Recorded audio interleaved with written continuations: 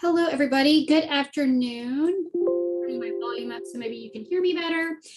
Welcome to this is just a walkthrough of the RFP if you're going with a food service management company. We have a poll up. I don't think everybody can quite see it, but the poll that we have, thank you guys for taking it.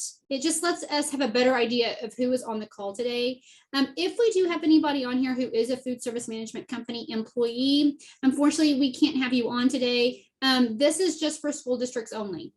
Food service management companies cannot assist or help a school district fill out the RFP. If they do, then they're not allowed to bid. They can't bid on what they're helping fill out. So if you are a food service management company, if you could please go ahead and log off, that would be great. It's just this is for school districts, and we're just going through of how to fill out the RFP. So I'll show you the results.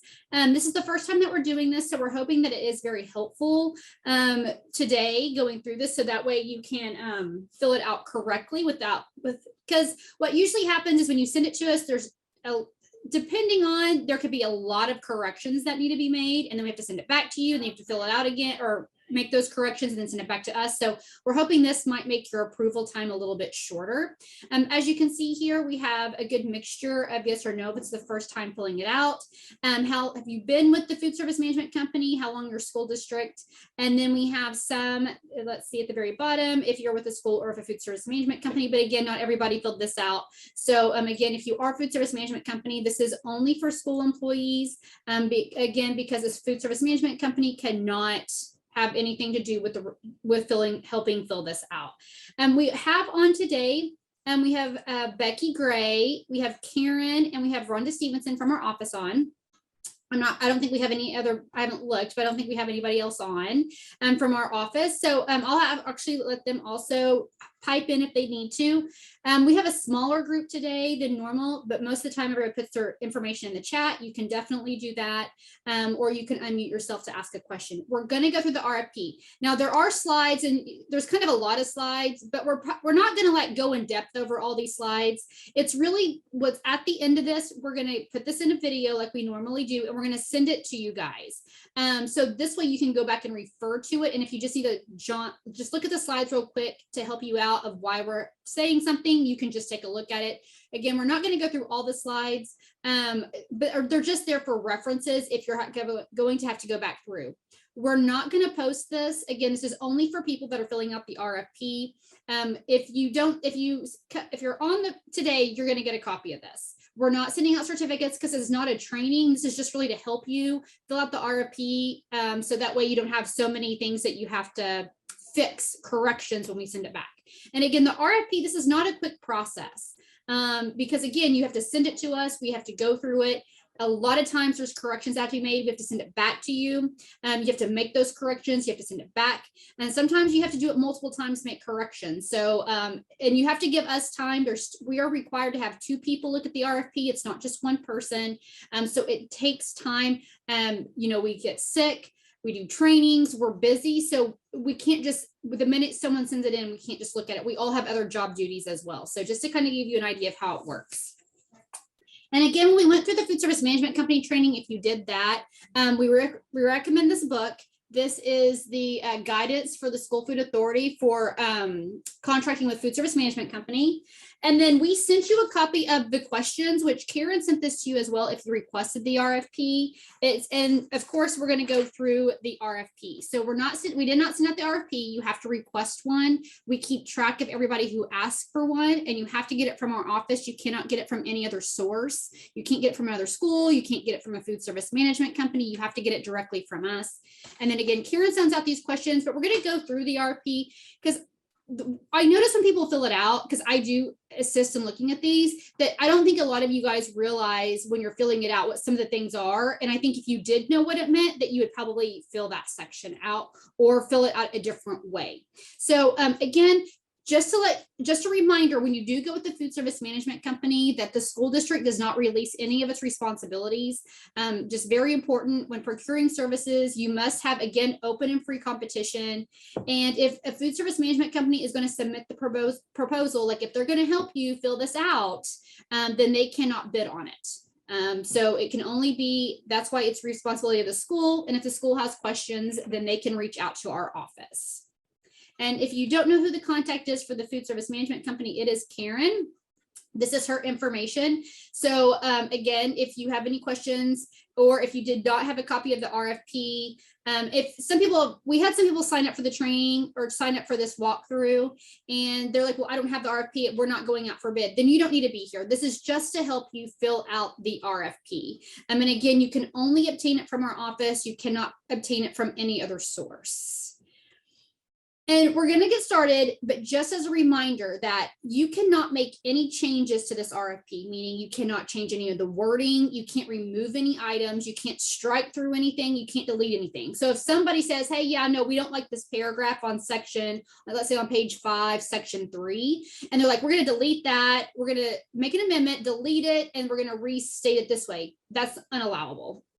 So nothing can be altered, nothing can be changed. So if you have a food service management company or somebody saying, hey, we want to delete something or strike through a statement and put our own statement, it can't be done. Everything, any changes we do have to approve. And if you want to make it do anything above and beyond, which you can do, you add an addendum and you just write it on school letterhead of what you want to do and stick it on the front page so we see that. And then we have to approve it.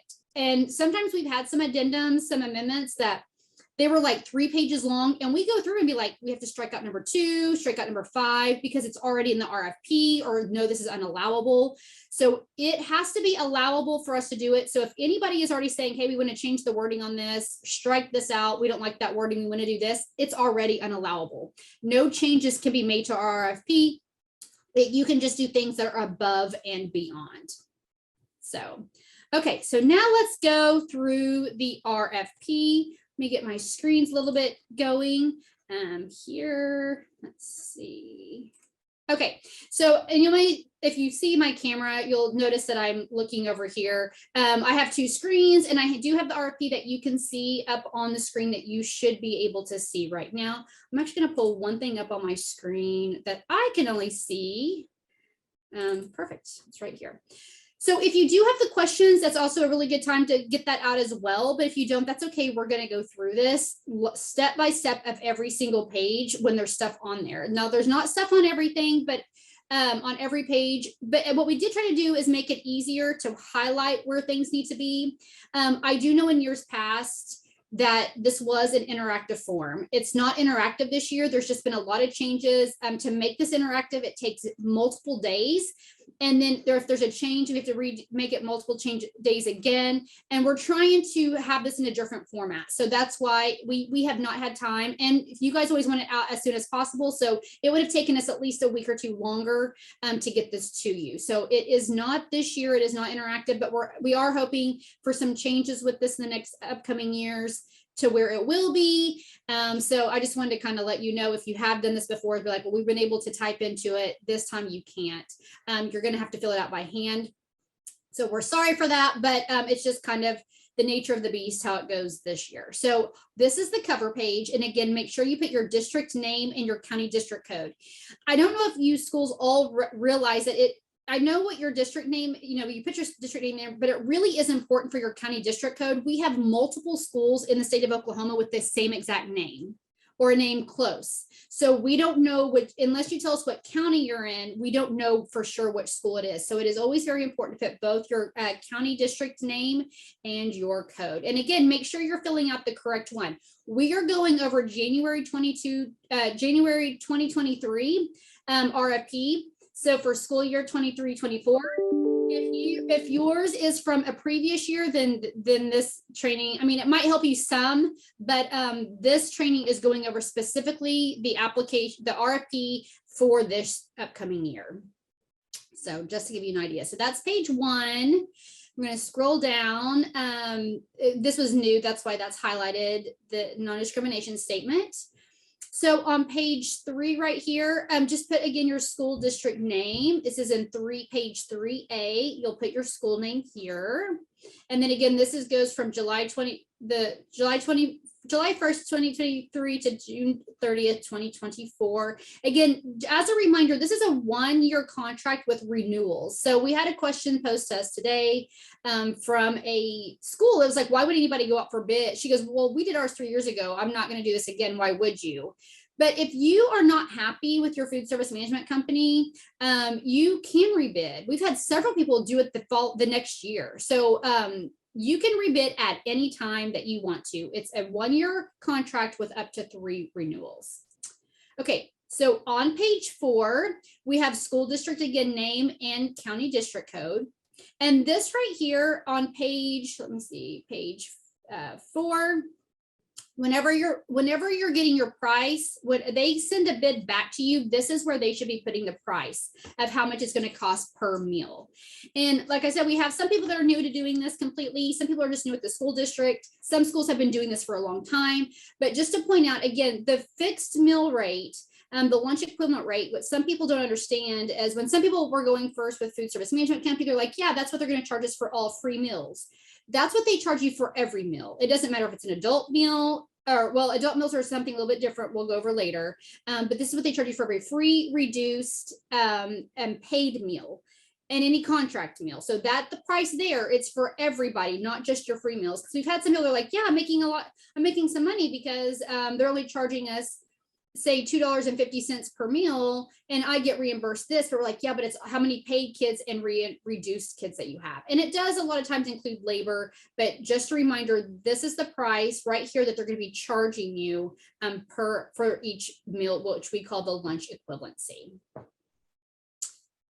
Now on page 5, this right here is since it's an RFP, you have to fill out this kind of rubrics. We call it a rubric. So you have to tell us, when they fill out the RFP, what you do is individually, once they send it back, you have whoever your team is, you give them an individual evaluation form, and they have to evaluate to see who you guys are going to use.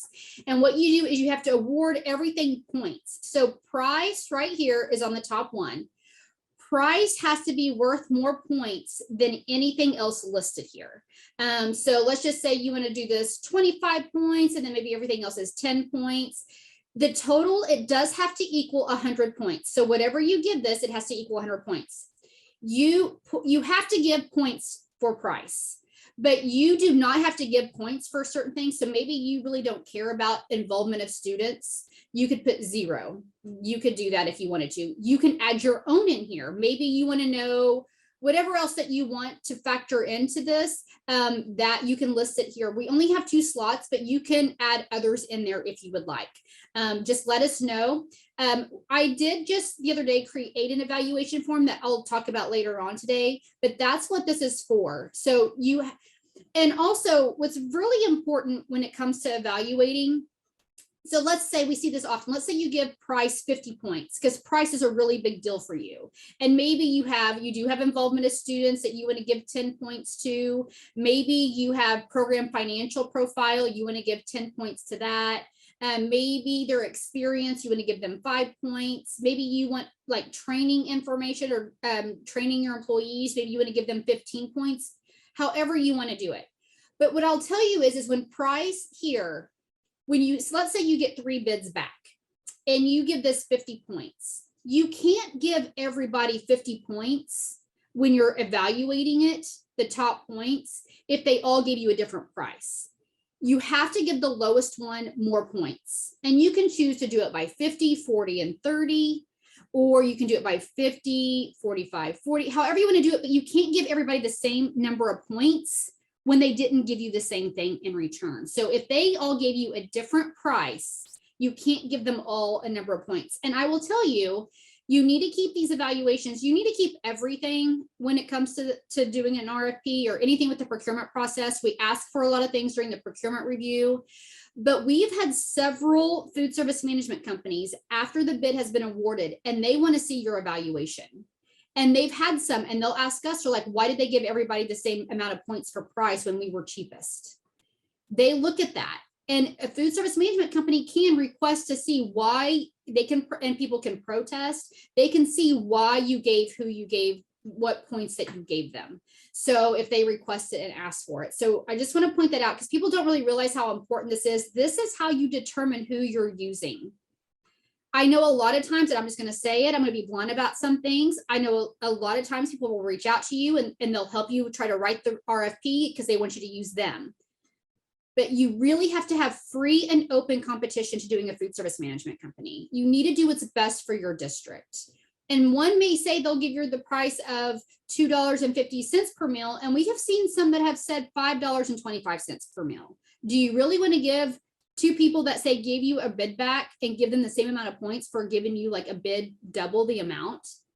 So again, just please be aware of this, but the total right here has to be 100, but you can choose what you want to give points to, but you have to give points to price, and price does have to be the highest points.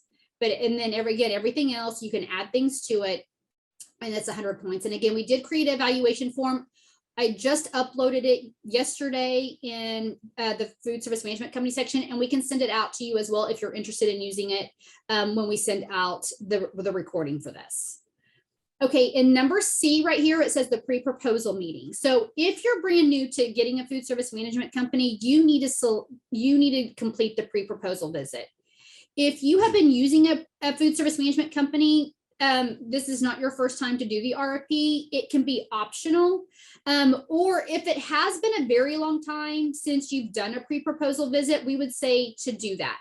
The purpose of the pre-proposal visit is they need to come to your district, or you can do it by video, however you want to do it, but they need to see what your facility looks like. They need to see the kitchen, they need to see storage, because if they're having food and stuff there, they have to understand what they're bidding on and what they're going to have to do. So it is important for them to see it. Now, during COVID, we told people, why don't you can do it a video way, but they really do need to come, especially if you're brand new at doing this, or if you have not had people in a long time come.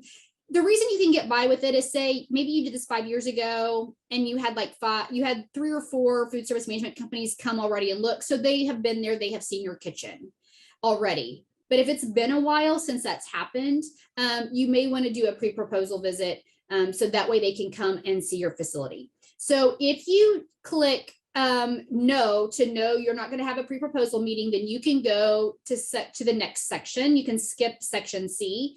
But if you are doing a pre-proposal meeting, you do need to list information right here. It says who's going to do the walkthrough, what day is it going to be on, and what's the location for that walkthrough. They have to know where to go.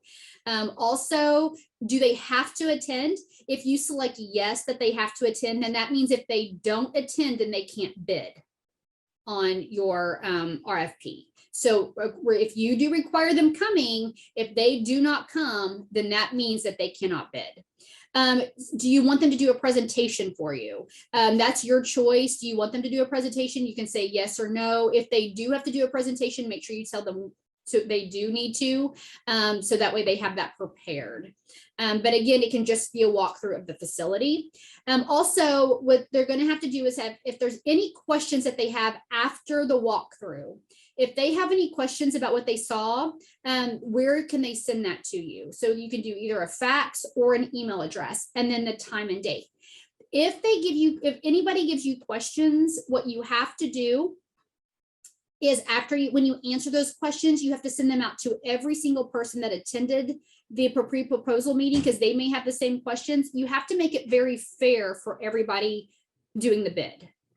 So to give you a little bit of a timeline as well. So when you do this time right here for the facts on technical questions, the pre-proposal meeting site tour, it should be 2 to 3 weeks after the RFP is approved from our office. That gives you a time frame of what dates to list there. So I know you're in the middle of doing it right now. So if you're filling it out, it's February, mid-February, you may want to put the end of March. That might be a good time. And then when they give you questions back, the questions back, it should be, the date should be before the pre-proposal meeting site tour as the questions. Okay, there's 2 things in here, so I apologize. So the site questions right here, they have to be done either the same day as the pre-proposal meeting or before. And then there's going to be another time when they can send questions in to you anytime that they want to about anything. And that has to be before the RFP ends. So this is if they have any questions before up here in the pre-proposal. And then in number 3, the site tour begin following the pre-proposal conference. And then they need to notify it says, do they need to notify you that they're coming? So on C3, they need to insert who to contact to let them know that they're going to be attending the pre-proposal meeting. It's an RSVP. And again, you need to have a date and when they have to have it to you. It could be the day before the pre-proposal meeting, but they have to have something in there to let you know if they're going to be attending or not attending. Okay, now let's get down to the next questions. So all this information again is just about submission and award. This goes over, I would really like you guys to look at this eventually right here, this detailed discussion. This goes over a lot of the stuff that you can have, that you want them to have, like experience references, like who do you want to have in there. This is really good information to look at when you're filling out the RFP, financial condition stability, what this means to provide in that to provide. And the reason you have to have the points listed and such is because you have to let them be aware of what your criteria is of when you are evaluating who you're going to pick. And that award information again was on page 5. Okay, so right here on page 8, will you allow for a guarantee? So I don't know why, but every single school that I see usually puts will not allow a guarantee. And I have no idea why you guys will not allow for a guarantee. So the guarantee, what it does is the food service management company is guaranteed return is based on the 2020. So you're giving some information to them on labor and benefit rates. So what it is they're having to guarantee to you that, okay, during the 2023-24 school year and no less during the first year of the food service management company contract, as well as any subsequent renewal terms, what the guarantee is just that they're guaranteeing, like, well, if I come in, I guarantee that you're going to have a carryover of 5,000, whatever that might be.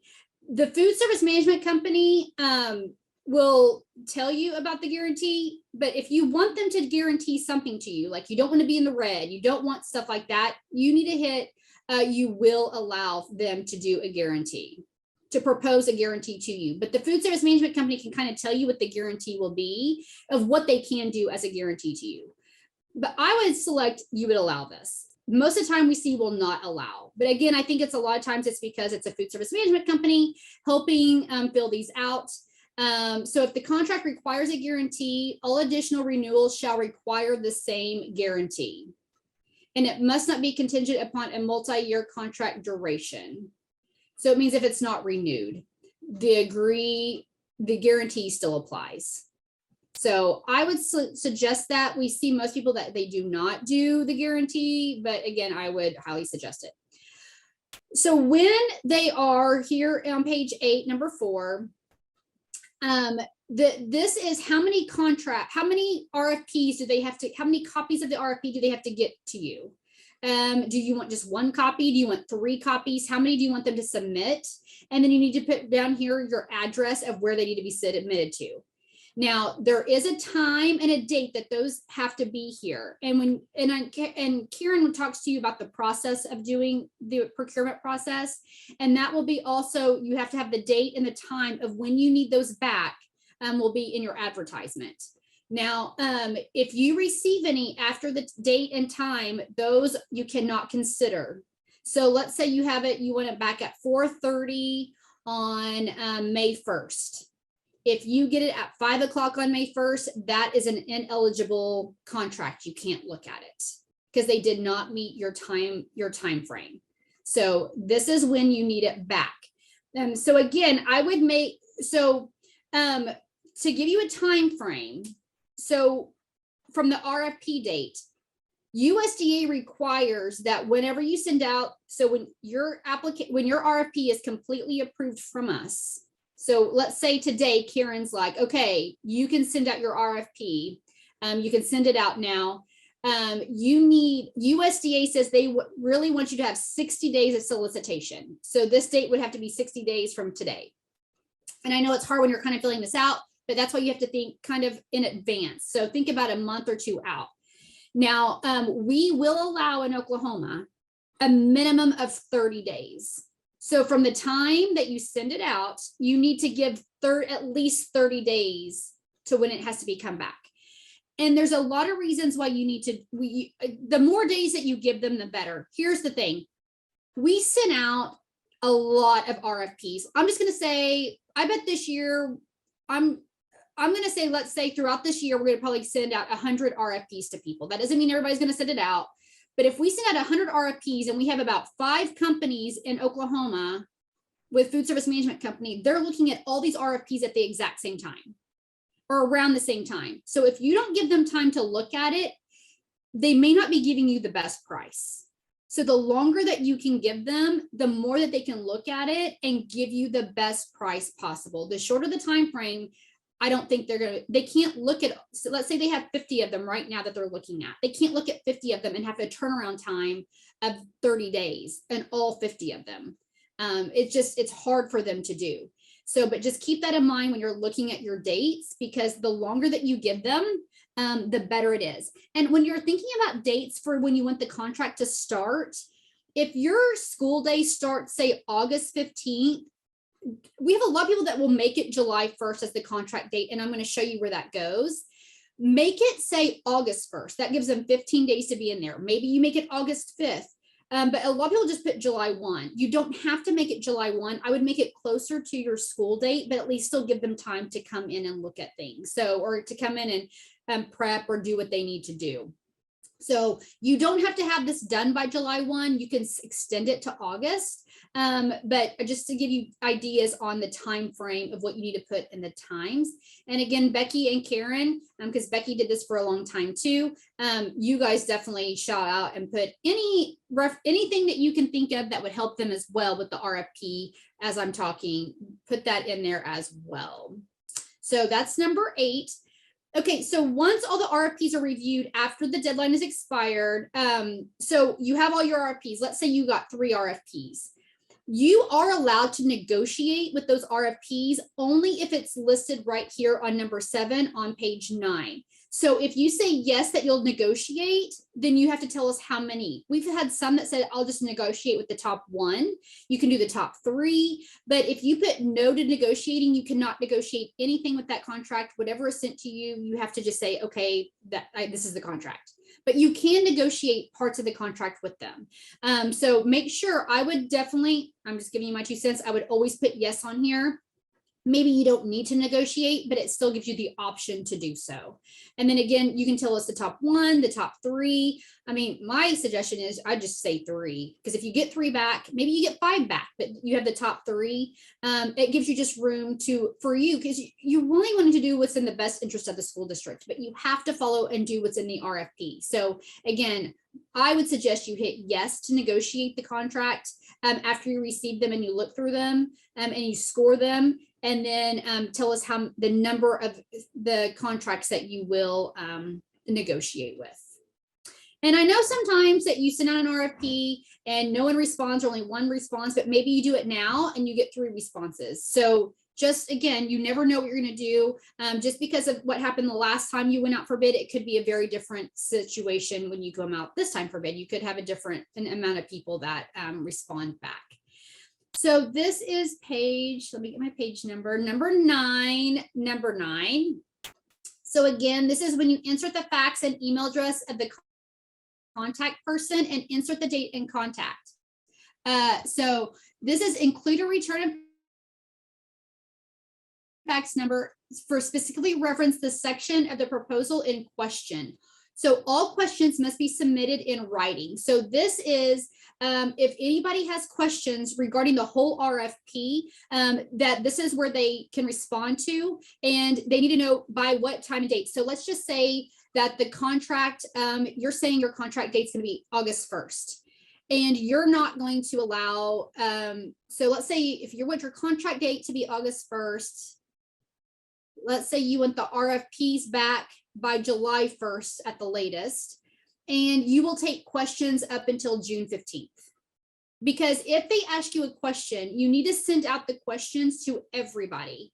If they have any questions, just about anything, maybe they're like, hey, I don't understand what you mean here by the guarantee, then, or that you checked yes on this, I'm just making stuff up. And then that you would address that, and then you would send that to everybody that you sent the RFP to. So everybody is aware of any questions that were asked and the answer to those questions. And everybody is bidding on the same thing. Okay, and then on page 10, the only thing you put here is the county of your school district.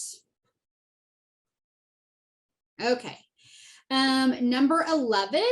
So this is where you're going to put the start date of the contract for this upcoming year. So again, if your school starts on August 15th, maybe you want August 5th, maybe August 1st.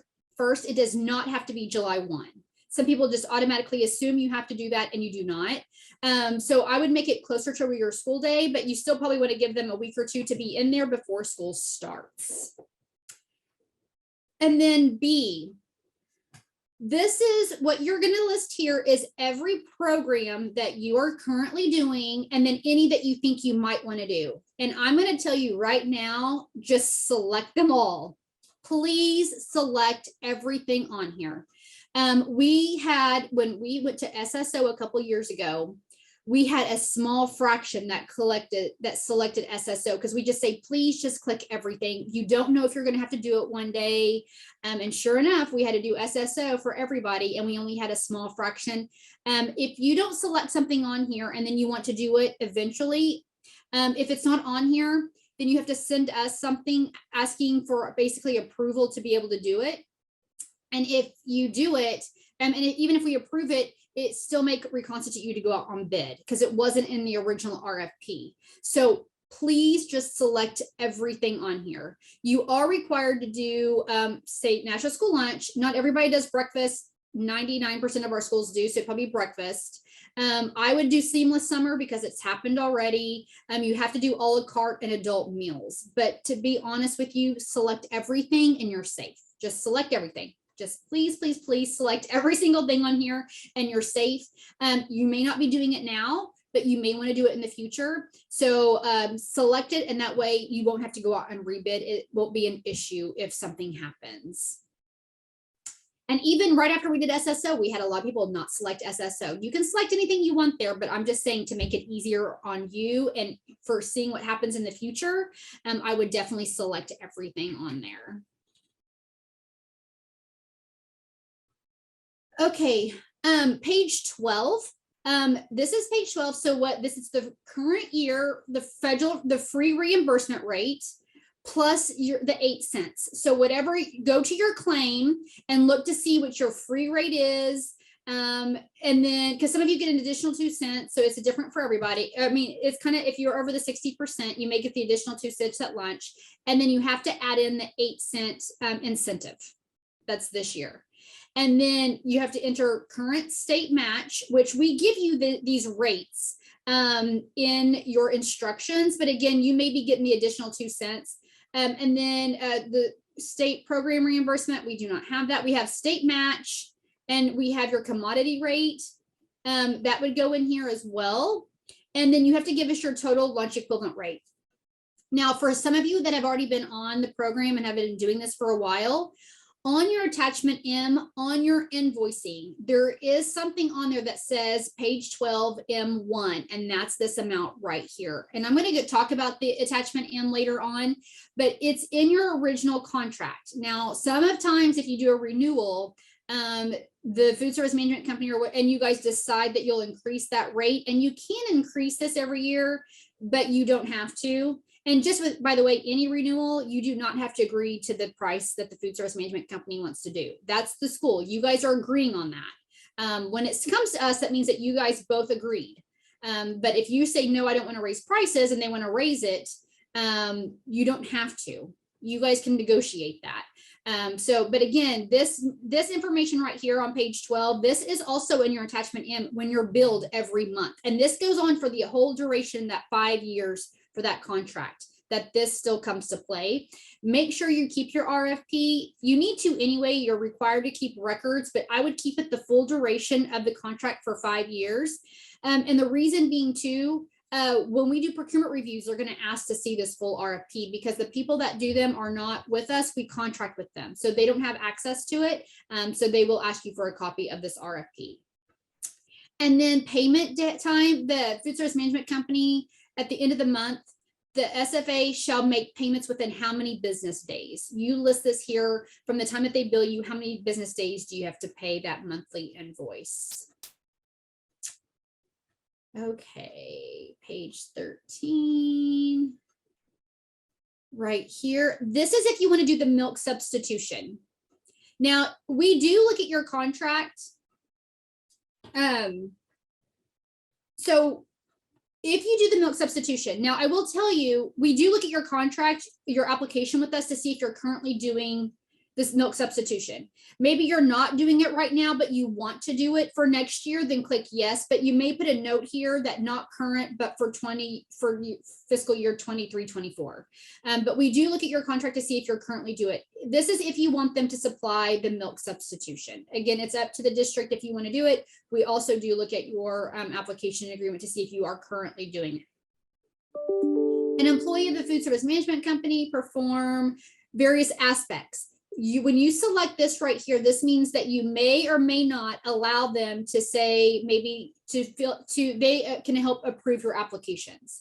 Now, again, a lot of the stuff with the food service management company contract, you may select it, but that doesn't necessarily mean that they have to do it. So if you select yes, that we may want them to do our help us approve applications. When it comes down to it, you may like, no, we're going to keep that with our staff. We don't want food service management company to do that. It just is giving you the choice. You can say yes or no, but this is letting them know that yes, you may want them to help you do applications, or you may not want them to. So whatever you select there, but again, you can select things in here, like maybe you put fresh fruit and vegetable, you select it. You've never done fresh fruit and vegetable, never think you're going to do it. Maybe year 3 in the contract, you decide to do it. And what we see a lot of times is those schools are like, you know what, we're going to do it ourselves. We don't want the food service management company to do it for us. We're going to do the fresh fruit and vegetable program. And you can do that. It's marked in here because it says that you will allow them to do it, but that doesn't mean you have to let them do it. It is really, everything is up to the school district.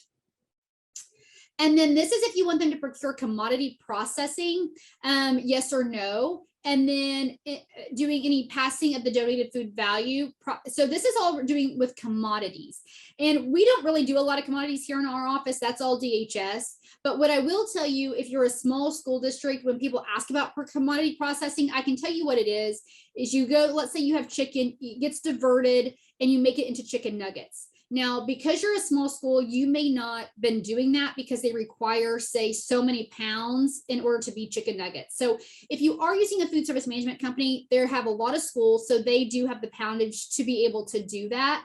But there is usually, I think, a fee to do that, to do processing. So I'm just letting you know what it is.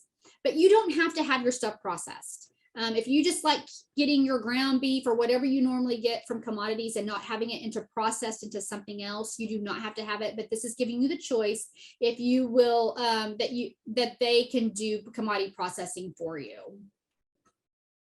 And make sure that you're checking on your commodities during the whole process in the RFP. Okay, number 15, again, will you allow donated foods to be received to the district? And yes or no, if you will allow for that. And then the food service management company will comply with storage and inventory requirements for donated foods. They must meet general requirements, and it says they may or may not store inventory donated together with foods that have been purchased commercially for your use. You again get to choose if you want them to do that or not. Do you want their donated and purchased foods to be stored together?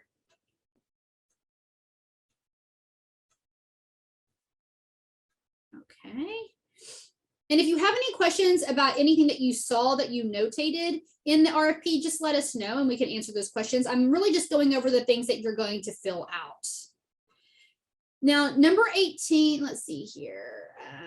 This is a big one.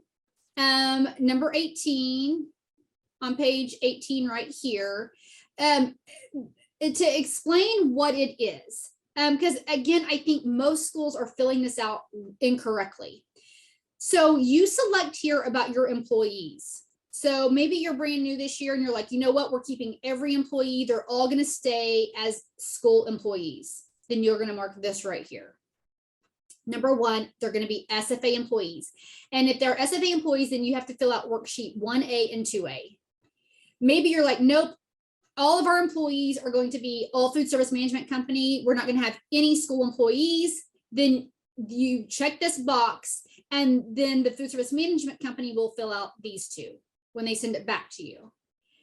The most common that we have seen is that what you do is they're SFA employees or school employees, but once one leaves, so let's say you have 5 employees and you have one that leaves, and then when you hire in that place, that employee becomes a food service management company. And then like whenever somebody leaves, and they become food service management company employees. That's a common one that we see. Now, I think a lot of people are marking wrong, because I think the majority of you also, if you're not, when they leave, going to a food service management company, I think a lot of you are doing number 4, where the employees are both employed by the SFA and food service management company. So what this means is maybe you have one person at your school that's a school employee, and maybe all 5 others are going to be food service management company employees. That's going to be number 4. So again, I think a lot of times people put number 2, that they're all going to be food service management company employees, and that's not the case. They're not. If you have one school employee, then you need to do both down here, number 4. But right here is again, the SFA is like when one employee leaves, and then when they hire, the hiring is going to go under the food service management company and not the school. That's a common one that we see. So I think the majority of you are going to be 3 and 4. And again, a lot of you will also just keep all of your employees. Now, something that we added to the RFP last year is you do not have to do this. But right here, if you select option 3 or option 4, what it does allow is when that employee leaves and then they go to a food service management company, will you allow the food service management company to charge you an extra amount? And they want to do what's called a transition plan. And you can say you will or will not allow it. Now, just because you will allow it, you can look at the transition plan, but that doesn't mean you have to say like, no, we're not doing that. You do not have to agree to a transition plan if you don't want to. What a transition plan usually is let's say you have these 5 employees. So they're saying if any employee leaves, then we can charge you an additional 10 cents per meal, or we can charge you an additional 15% per meal. And it's on all meals, not just the meals at the site that the employee left. It's every meal that you're claiming. Or every bill that they're billing you. So again, that's what the transition plan is. Again, you can allow to see a transition plan, but you do not have to do one. If you agree to a transition plan, you have to send that transition plan to us for it to be approved. Because we have to know, like if let's say the contract price is $2.75 and they're doing an employee price of 10 cents per meal, we have to see that why you're getting billed what you're getting billed. So we have to see the transition plan, and anytime an employee leaves, we have to have that transition to see what employee left and which one was hired. So that's what all of this is right here, is about employees. If you have any more questions about that, please feel free to contact us and we will help you out. Okay, we have, right, let's see, page 19. Just so that you are aware, for monitoring, the school district has to monitor the food service management company every year, and you also have to have an advisory group. It says so right here in your RFP, and you look at the menus and you guys are deciding what is being fed your kids or not. So N is regarding food service management company staff positions, that the food service management company shall not use or assign personnel occupying these positions for the benefit of any other entity. So they can't consult with anybody else. They can't go out of district. And that's, yes, you approve that they can, or you do not approve of that. So that right there is deciding if you have any employees that are working for the food service management company, if you want them to be able to go to other districts, yes, you will allow that. Or no, you will not. They're really food service management company employees. Okay, page 21. Okay, so this is the other one, but most of you are going to be fixed price. What fixed price is it means it's the total amount of the contract. So let's say they're telling you that the fixed price is going to be $275, and $275, it includes all your labor costs, it includes every meal cost, it's everything. That's what a fixed price is. Most of you, like 99% of you, are going to do a fixed price. We have maybe one or two in the state that do number B, where the food service management company only provides management services, but the school district provides everything else. And that means the school buys all the food, they do everything, but the management company manages the services and a lot of times will help write menus. Now, we have had in the past where some people are like, okay, well, I want a price to see what it would cost for this and what it would be cost for A and for C. Well, if you're going to do that, then you have to fill out 2 RFPs. You have to fill out an RFP for stating this right here, that it's only for management services. And again, it's a price per meal. So maybe they're just doing management services and that they're doing also menuing, but the school district is paying for labor and they're paying for food. So let's say the management fee might be 25 cents per meal.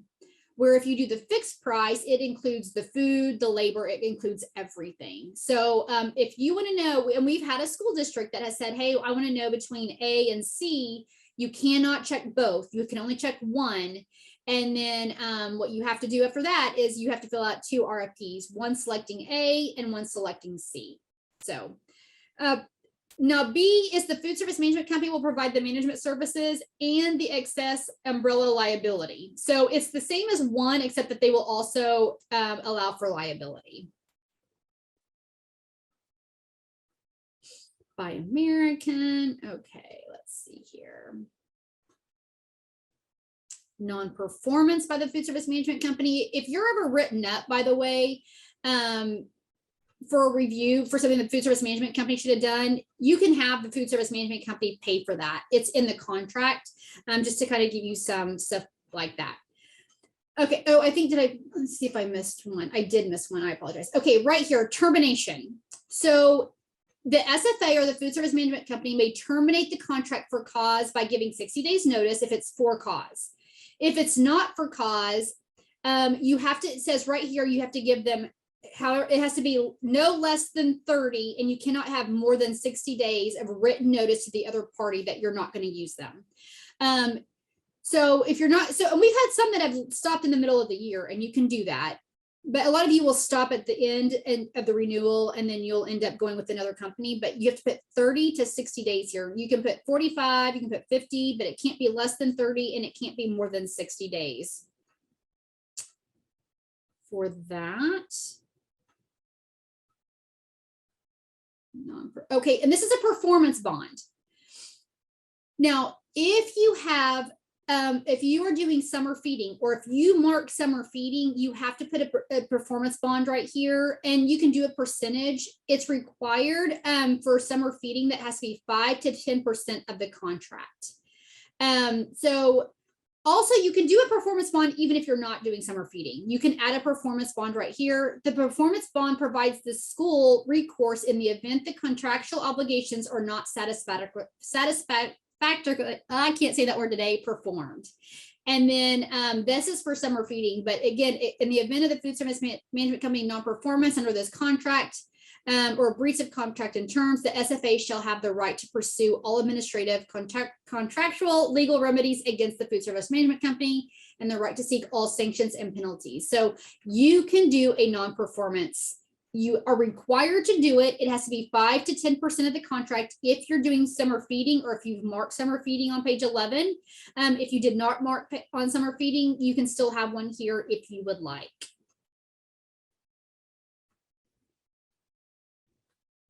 Okay, page 24. This is, the SFA does not enter into a contract with a debarred or suspended food service management company. So checking the excluded parties list system, they can go to sam.gov, or collecting a certification that the food service management company is neither excluded or disqualified. You need one of the two, and check which one that you will accept. And I'm assuming it's still sam.gov. I know there's a lot of things that we've done that are now, it's the UEI. Insurance. You do need to fill out the insurance right here. Let's see, let me read the instructions. What page are we on? 25.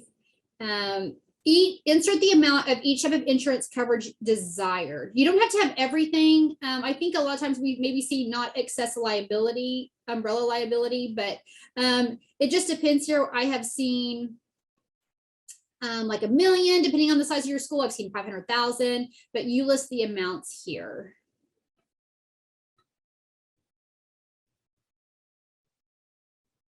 Okay.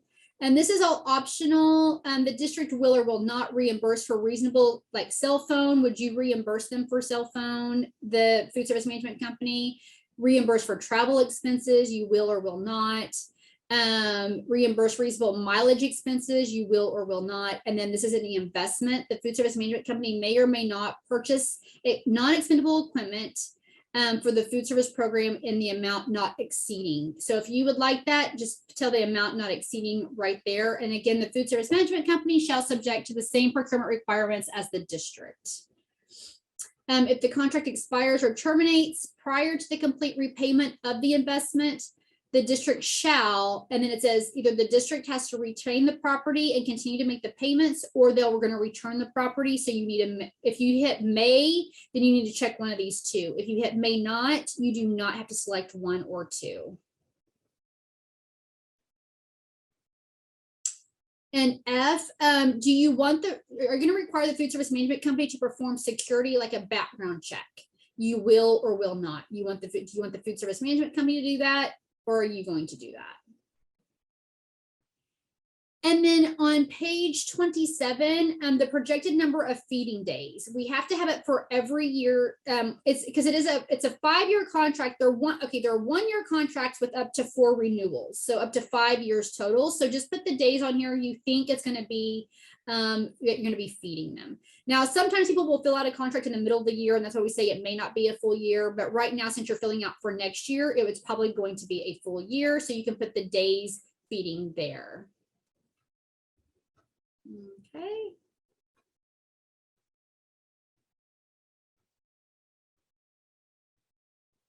Now, this food service management. Sorry. This is for summer feeding section. So we've had, if you filled this out in the past, we made this easier for us and actually for people that are looking at the RFP, because what happens is a lot of times you would leave this blank. You may have it marked on page 11 that you might do it someday, but you would just leave this blank. So this just helps everybody around saying that you're not gonna participate. So you didn't mark it on page 11. And this is, you marked it on page 11, but you're not doing it right now, but you might participate in the future. So click this box that you're not doing it now, but you might participate, or that you're never going to do summer feeding. But if you are planning on doing summer feeding, or if you have done summer feeding, you do need to fill out this section. You need to let them know what meals and pickup time, and fill just all this information out regarding summer feeding. So if you've done summer feeding, you need to fill this out. If you plan on doing summer feeding, you need to fill this out. But if you may do it, just click here at the top and then proceed to page 30. If you're not doing it right now, but you just might do it. Okay, so this is page 30. And this is the revenue from programs. And so we have it marked here. So this year, again, we've had this happen the last couple of years because of COVID. No, summer feeding is not SSO. That is a different program. So that's only if you're doing the summer feeding program, not SSO. SSO is just an extension of the school lunch program. So this is the revenue. We're going to need your revenue from 2018 to 2019. And we're also going to need current year. So in here, in the RFP, we have 2018, 2019, and then Karen sent out 3 other additional pages. And on those 3 additional pages, it's for this year, because honestly, if we looked at last year's information, everybody ate for free last year. And that's not a representation of what you're doing this year either. So what we did is we have what Karen sends out separately from this, it says 22-23, and it says from August, and then you list like what the information is for. Is it through January? Is it through December? So the information, you'll do one for 2018-2019, and you're going to do one for current year information. So you'll be doing two of these. And then we also have one, oh, there's a blank page. Look at that. So one is also for federal reimbursement. And again, it's your federal reimbursement from 2018-2019. And then you're going to fill this out again as what reimbursement that you're receiving from this current year. And again, we have you list August and then give us the month that this information is for. It just gives a better idea because, I mean, this information is like 5 years old now from 18-19. So it's just so old. It's just not, we have to have a full year record.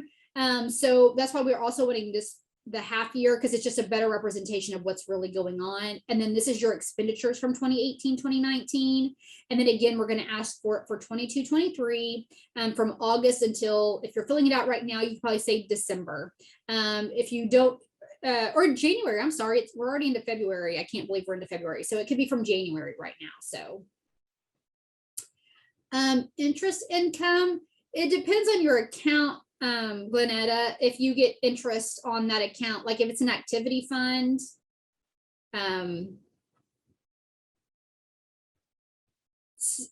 no, for federal reimbursement for revenue and expenditure, it's all going to be from August until say January. So for those 3 pages, this page right here, your expenditures, it's going to be for 2018, 2019 and current year. It's going to be federal reimbursement from August to January as well. And then your revenue is also going to be January to August.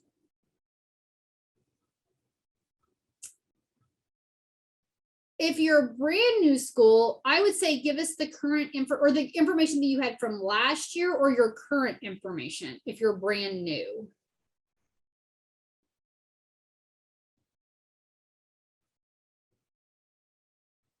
And then this page right here, this was, if you haven't filled this out in a while, page 34.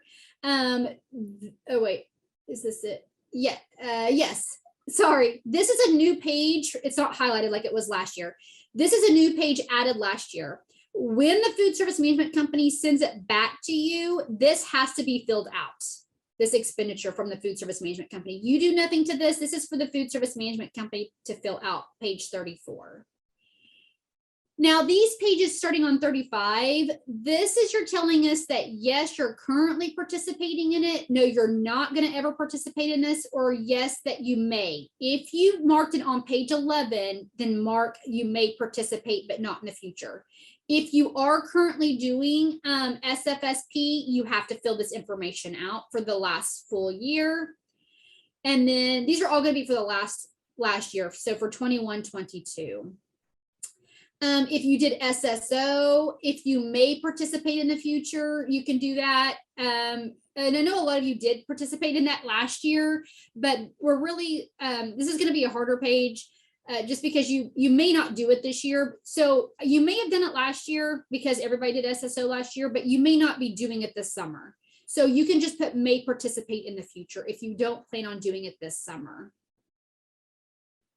And fresh fruit and vegetable program, not applicable. Again, you are participating. If you are, you need to fill it out, or you may, if you may, then you just move on to the next one. This again is fresh fruit. Was the last one fresh fruit and vegetable? Oh, expenditure, yes, for expenditure revenue. And then this is another fresh fruit and vegetable one right here.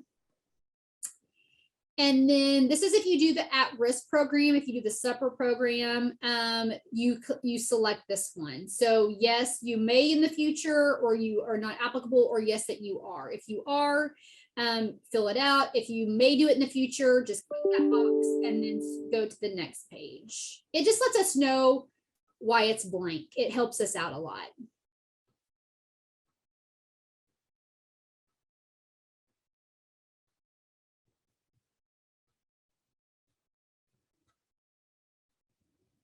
Glenna, I'm looking at your thing for expenditures on page 32. We had in a food service management company. So what you would do is put how much they charged you. You'll look at pull your revenues and expenditure documentation. And then you can pull what your expenditures were for breakfast, for lunch, what you coded to that. That's what I would do. On page 32 for expenditures. This will be the agreement. This is what you guys will sign. When everything's said and done, this is what will be signed. So what happens is you fill out the RFP, you send it to our office, and I can tell you everybody gets it sent back because it's not usually filled out correctly. It's everybody it happens to every single person. And then we look at it again, Karen looks at it, and then she'll see when you made your corrections, and if they're all correct, great, then you move forward. If not, then she'll tell you what other corrections need to be made. When she gives you, okay, yes, this is a good contract, you can now go out for bid. That's when you go out for bid, and then you get it back as the date it says in your RFP. Now you get it back on the date of and you look at all of them, and you analyze it, and you do all that stuff that you do on the backside. You evaluate, and you choose who you're going to go with. Once you negotiate, you make the decision if you're going to go with, you have to send everything back to our office for us to look at it again, at everything that's in there. And then when we say, okay, it's good to go, then we'll say, now you can get board approval. So that's how the whole process works. Now, what we have seen, and I have a slide about it. What we have seen is what is going on is during the negotiation time, you guys negotiate something. You don't send that amendment to us to look at. What happens is you send it to us. We say, okay, now you can get board approval. It goes to board approval. And then what's happening is when you're sending us the signature pages, there's addendums that are getting stuck in there. You cannot do that. If the addendum is in there, when we look at it, before we say you can get board approval, then that's fine. But if it's stuck in there after we say get board approval, it's not approved. We're going to start a new process about the addendum. So if you're giving it to us after we say that you can get the board signature, you have to make sure that we're going to send you a copy of your addendum back with our approval on it and a signature or initial, so you know that we approved it. If you don't get that after the application, after the RFP has been done, then it's not an approved addendum. So we're seeing that a lot. I just wanted to bring that to your attention, that once we tell you, once you give it to us and we say you can get board approval, if you send us any other documentation, it cannot be a part of the RFP. It is a separate document, because things are getting stuck in there, thrown in there that we never saw and we never allowed. So just to kind of let you be aware of that. Okay. So now on here, this is the labor sheets. This coincides with what you did on page, not 18, it's on page 14. What page is that? This coincides with your employees. So it will tell you on there if they're all SFA employees, then it tells you which worksheets to fill out. If they're going to be food service management company employees, it tells them that they have to fill this out, and they have to fill it out. Thank you, page 18. They used to not want to do this. They have to fill this out if they're food service management company employees. So you'll do what says on page 18, you'll fill out these worksheets, whichever ones that coincide with you. Let's see here. Okay, so now we get to worksheet 3. In worksheet 3, this says for your lunch sites, you have to list every single site that you have, your enrollment, reimbursable meals, free, full, free, and reduced, what you're selling those meals for, if you have any contract meals and how many that you have, and then all cash sales except reimbursable lunches go here. So you have to fill this out, worksheet 3. Worksheet 4, we have some schools that don't do breakfast. So again, if it's marked, if you do breakfast, again, you have to list every site, same thing, enrollment, your reimbursable based on your average daily participation, your full price, free and reduced, what you're selling your meals for. And that's always retained at the school as well. So the school district is always going to, you guys always select your prices. If you have a charge policy, which you're required to have, or some kind of a policy on charges, and sorry for this, I'm using my Word document, which is all kind of messed up, but this one's just easier for me to scroll through. And this is one reason too why it's not fillable this year, but this one's just easier for me to go through besides my, the PDF one. Because I thought I was going to be typing into some of this stuff, but I'm not. So after school snack, if you do the after school snack program, you're going to fill this out. If you do not do the after school snack, then you do not have to complete this. And then we have one for summer feeding. Again, if you're going to do so, if you've done summer feeding, what you're going to do here, if you don't do it, just leave it blank.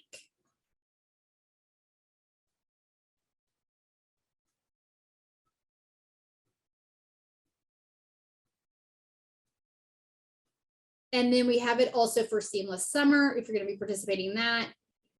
And then number 8, worksheet 8 is this is the proposed sales prices. So this is what the food service management company is proposing their prices be when they give you, this is their proposed price list.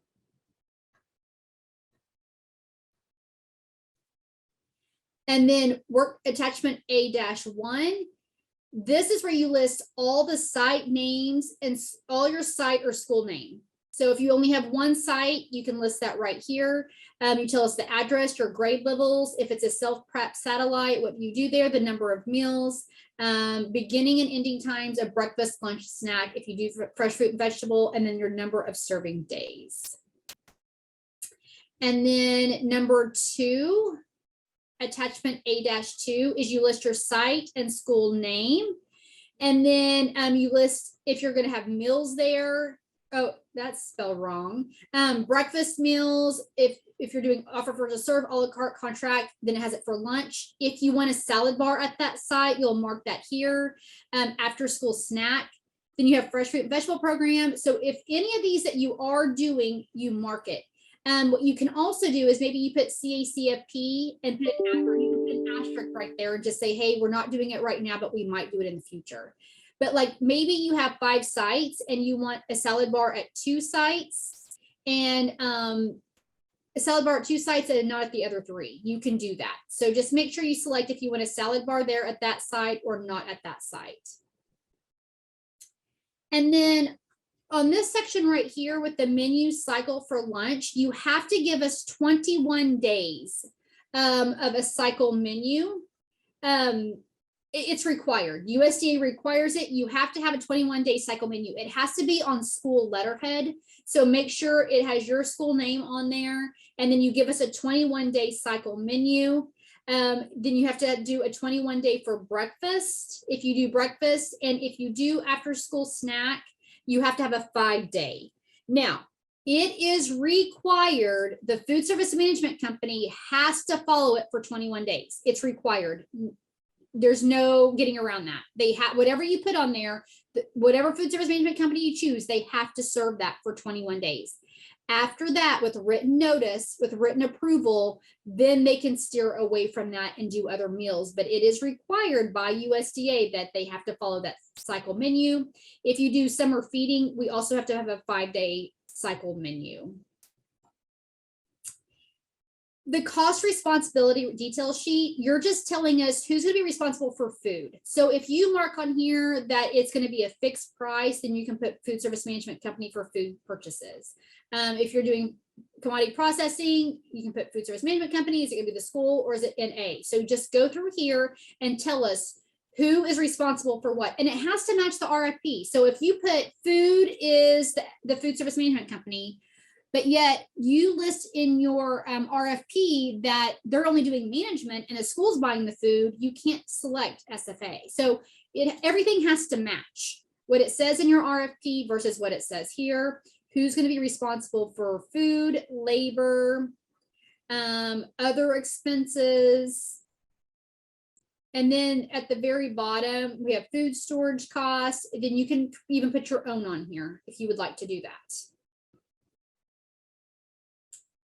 And also then cleaning responsibilities. Who's going to be in charge of cleaning?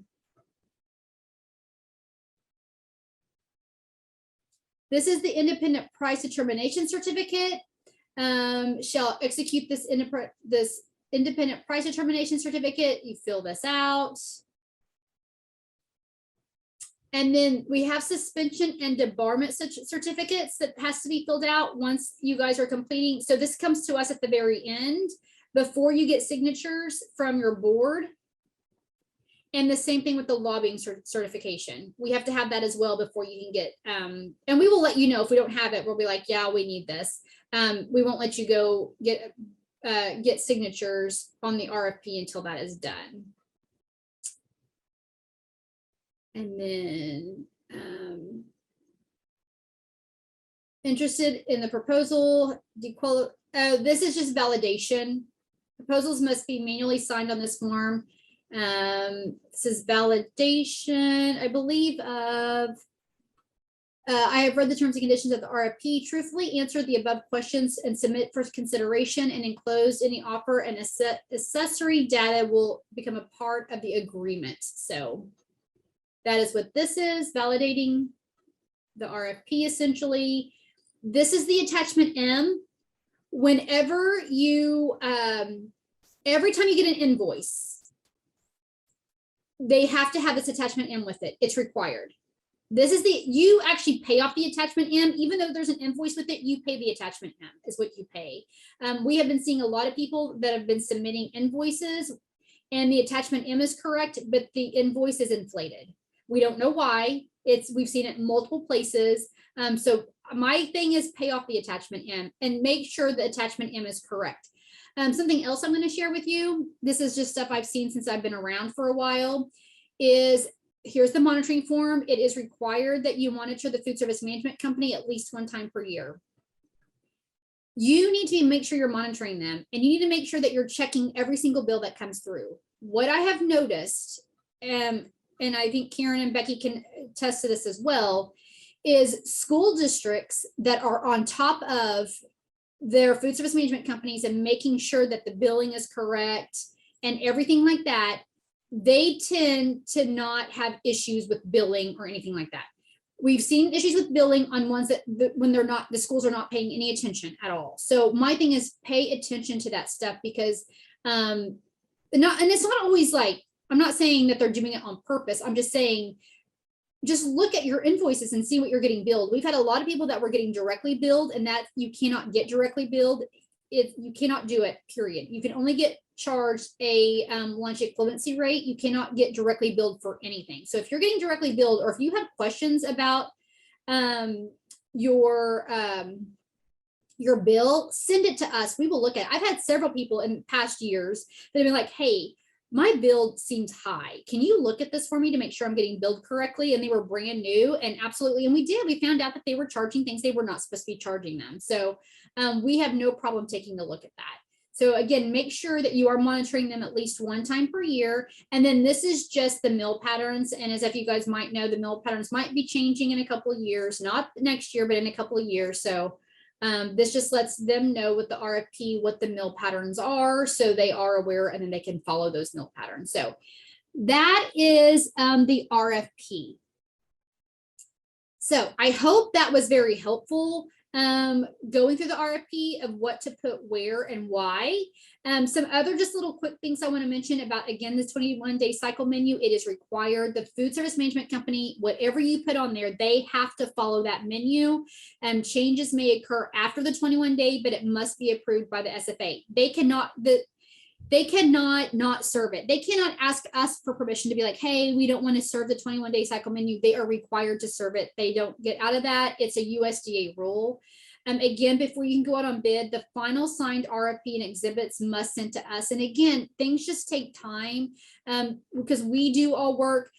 Poor Karen, I mean, she has sent out a ton of RFPs, and if we're getting them all at the same time, it takes a while to go through them. So just again, once she gives you the go to go out and bid, again, you have to send it back to us before the board can approve it. And that's what I'm saying takes 3 to 4 weeks, because if we're getting 50, if we're getting 100 RFPs all at the same time, we have to go through every single RFP. We have to take the RFP that we approved originally for you to go out to bid on and look at it against the RFP to make sure no changes were made to the RFP in the middle of the process. So it's a process.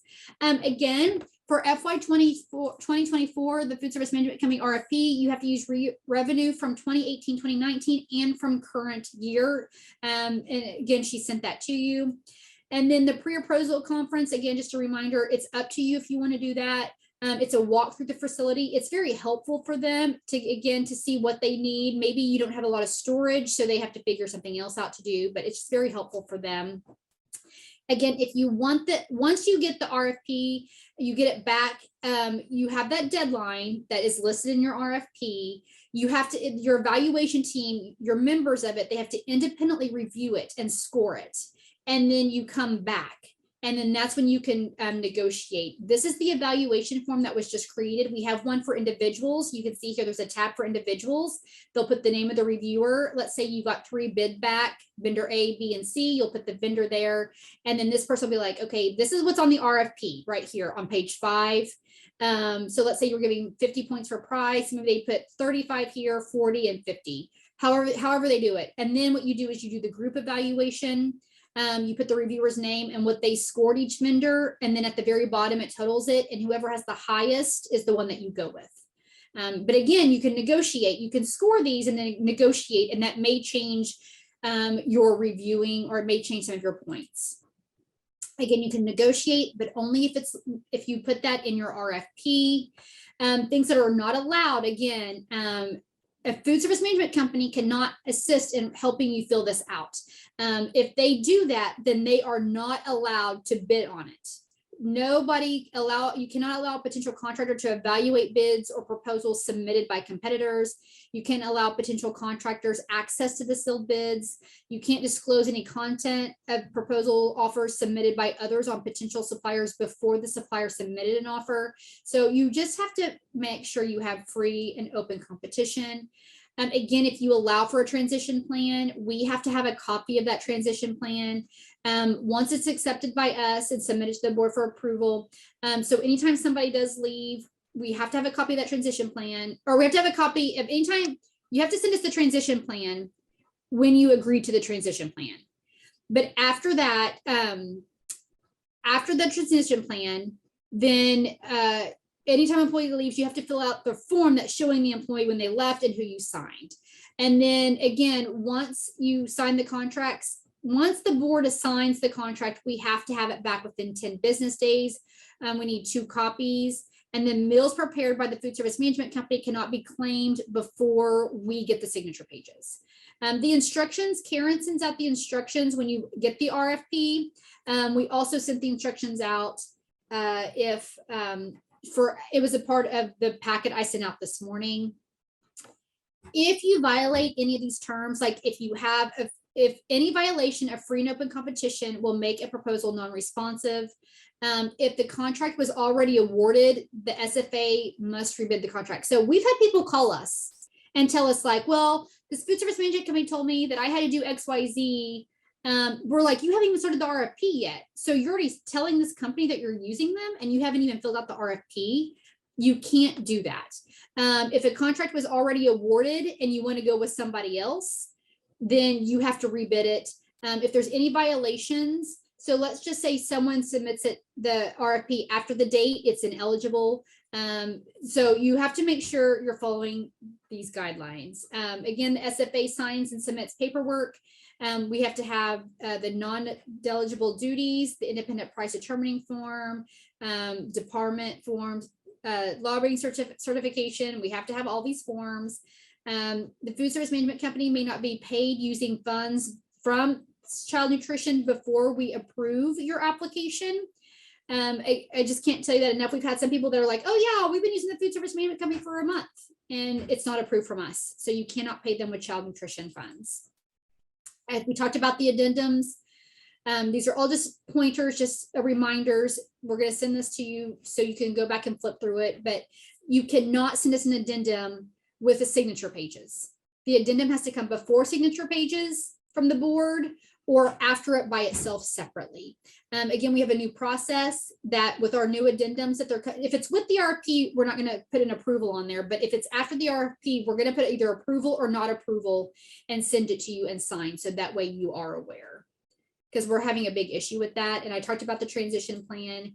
And then this is just something that we wanted to go through really quickly about the attachment M. The attachment M, and it's really So the attachment M is required. We're having a lot of issues with this. And since a lot of you have already been on food service management company, please, we want you to be aware of this. So the attachment M is required. So if they give you an invoice, and I've had a superintendent call me this week alone and say, what's the attachment M? I'm like, it's with your invoice. Like, no, I'm not getting the attachment M. The attachment M is required. Invoice is not required. Attachment M is required. And I would tell you, look at your attachment M and pay what's on the attachment M. If your invoice is different than the attachment M, I would ask them about it, but pay on the attachment M. So this is the attachment M. A copy of this is in the contract. We have a copy of this in the food service management company section. And then again, attachment M, that one, anybody can fill that one out. I mean, we have it to where it can be filled out. You have to have the month on there. So what month you're getting billed for. Now, these numbers right here have to come from your edit check. They have to match. You should be giving the food service management company this information. So the breakfast right here, let me get my thing. So it's how many days. So we have breakfast and we have lunch. So this has to match your edit check. If it's off, you need to have them redo this because it cannot be off. It has to match your edit check. Contract meals. So here's where your contract breakfasts go, contract lunches, or any contract snacks. If you don't have any contract meals, do not put any adult meals in this section. No adult meals go into this section. So it's only contract and either summer feeding, summer breakfast. This is SSO. It says SSP or CACFP. Any of those meals can go here. Adults do not. So again, look at your edit check. Because you had a claim, it has to match the claim. So here, this is the breakfast and this is the number of lunches. Now you bring the number of breakfasts down, the number of lunches down. And then right here, it says you take your total breakfast, divide it by 2. So 3,558 divided by 2 is 1,779. And then you have your plain lunches. You don't do anything else with your lunch and you leave it right here. And this total of your total breakfast, this is your lunch equivalency. And breakfast lunch equivalency is divided by 2. So your lunch equivalency based on meal counts is 6,374. Now we go to the middle of your attachment M, and this is where your adult revenue goes.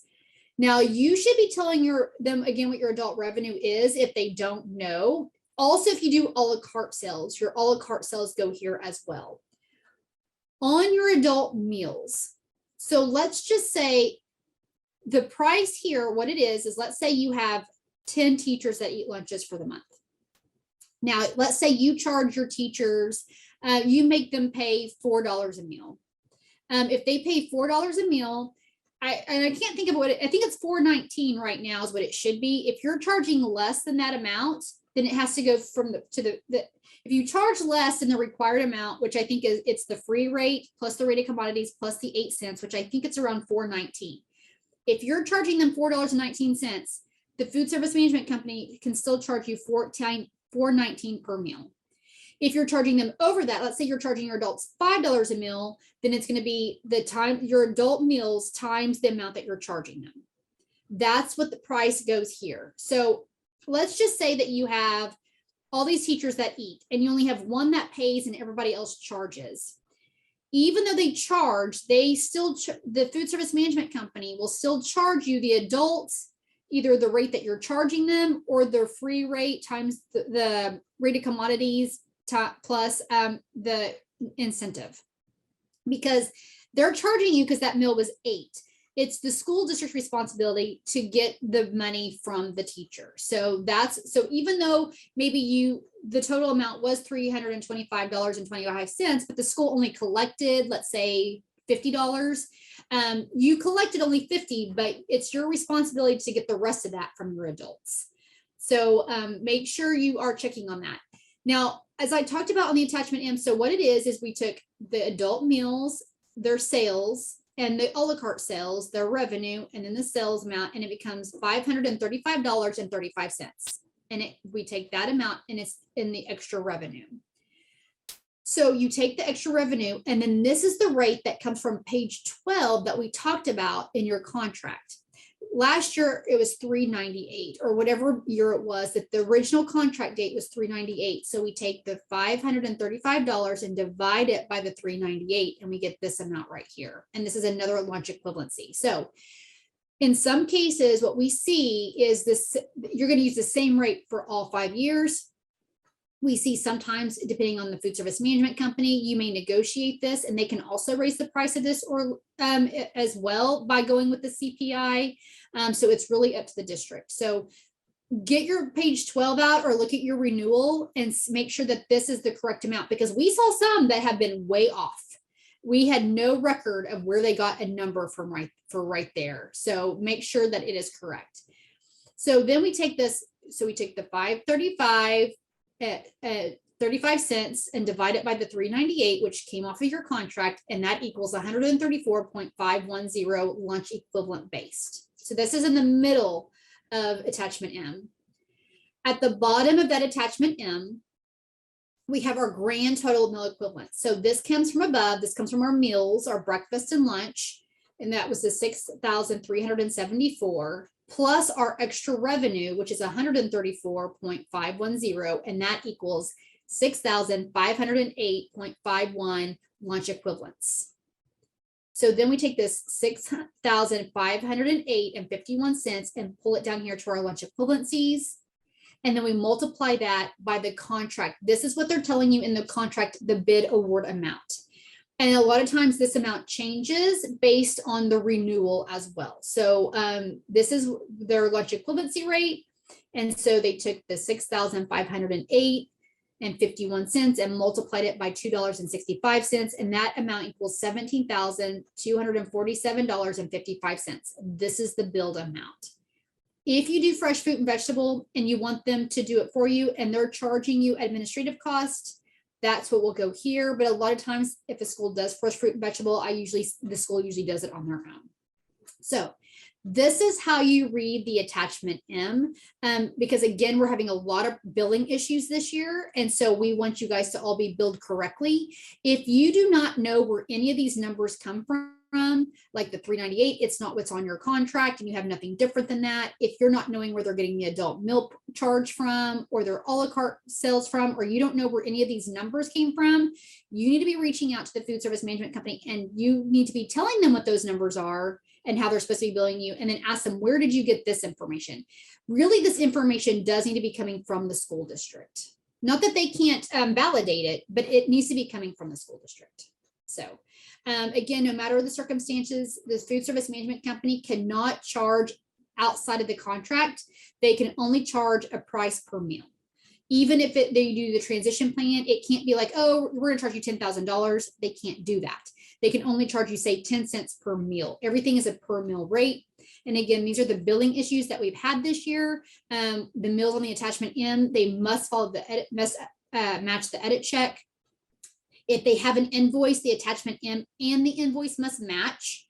The district can be charged a transition fee per employee only if it's in the original RFP that you're filling out. If it's not in there, they cannot do it. The district can only be billed by the price per meal. They can't charge you a direct rate. Just like, I'm going to charge you $5,000. They cannot do that. Everything has to be a price per meal. And if you feel that you are not being charged correctly, contact us. Let us look at your documentation and we will look at it. We have looked at lots and we continue to. We just want to make sure that you're getting billed correctly. So we're done for today. We're going to send all this information to you for attending. I hope you found it helpful. I hope it really clarifies some things of what to fill out in the RFP and make it not so overwhelming, and maybe why you're selecting what you're selecting. So if you ever have any questions, Karen Davis is the main contact for all food service management companies, so you can contact her. I'm a good contact if you have any questions about any of the trainings or about this training. Again, we will send this stuff out to you so that way you can go back and reference it. And if you did find it helpful, we'll probably end up doing this again next year to help everybody that year that's filling out the RFP, just because it's a lot of work. So you guys are free to go. We're not sending out certificates again because this is not really a training. It's just to help you fill out the RFP so you don't have it bounce back so many times. So have a great day and we'll talk to you soon. Oh, yeah, Karen and Becky and Rhonda, if you guys have anything else to add, by all means, add anything that you would like to add.